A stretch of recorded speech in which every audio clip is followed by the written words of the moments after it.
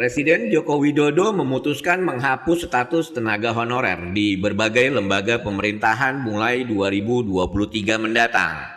Tenaga honorer diberi kesempatan mengikuti seleksi calon pegawai negeri sipil atau CPNS atau beralih ke outsourcing. Jika kebijakan ini diterapkan, jumlah tenaga kerja honorer yang akan dihapus oleh pemerintahan Jokowi terbilang cukup besar. Berdasarkan data Kemenpan RB per Juni 2021 atau sebelum pelaksanaan CPNS 2021, jumlah tenaga honorer sebanyak 410.010 orang. Jika kebijakan ini diterapkan, sudah barang tentu jumlah pengangguran akan bertambah seiring tenaga honorer pemerintahan kehilangan pekerjaan.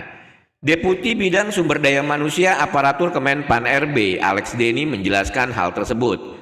Ia mengatakan Kemenpan RB jelas memiliki PR untuk mengurus masalah ini, sebab di lapangan ada tenaga honorer yang sudah bekerja bertahun-tahun lamanya. Dengan pertimbangan loyalitas kerja atau lamanya waktu kerja, akan ada prioritas untuk mereka agar naik status sebagai PNS. Meski begitu, prioritas yang dimaksud adalah kesempatan untuk mengikuti seleksi calon pegawai negeri sipil atau CPNS. Sejak tahun 2012 hingga saat ini sudah ada sekitar 1 juta orang yang diangkat sebagai PNS. Mereka adalah yang lolos seleksi dari ratusan ribu tenaga honorer yang ada di instansi pemerintah. Jika pilihan tersebut tidak diambil, tenaga honorer bisa mengambil opsi untuk menjadi tenaga outsourcing.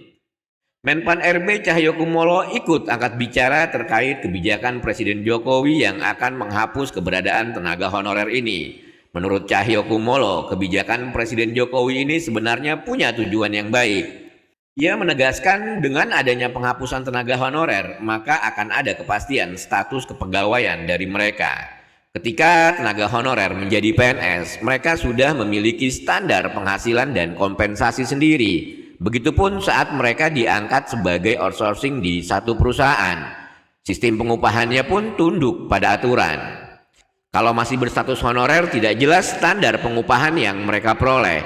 Kebijakan penghapusan tenaga honorer ini pun telah tertuang dalam peraturan pemerintah PP nomor 49 tahun 2018 tentang manajemen pegawai pemerintah dengan perjanjian kerja.